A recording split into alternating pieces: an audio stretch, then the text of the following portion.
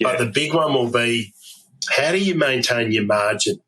Yeah. In your business. Great question. You can go, I've got to cop this, it's like, no. So there will be this increase in prices that will need to get passed through, because if you're getting a 15, 20, 30% increase in your input costs, that no business can continue to maintain that sale price if their input costs have gone up. And that's a big challenge that we see with a lot of people, is they're not as close to their input costs as they perhaps should be, or they don't really understand their margin as well as they should. And so all of a sudden it's like, trade's pretty good, where top line's good. It's like, yeah, but let's look at the bottom line. What are your input costs? And I think that's going to be one of the big things for business owners, is being across their numbers.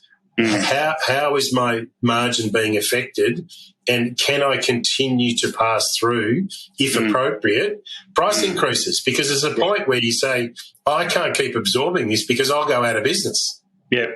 I think that's a great point. I talk to clients all the time who really are obsessed with their revenue.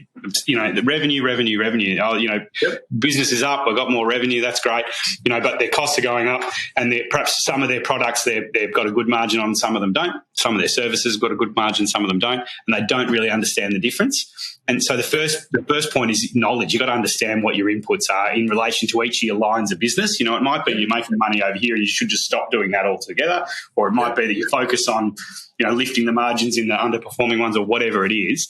But really, a lot of that comes down to pricing, getting the pricing right. And I think the second part, first part's knowledge, but the second part is then you sort of got to have the skills to, whether that's legal skills, getting your contracts right, or the guts, if you like, the communication skills to talk to your customers and explain why prices have got to go up if they do.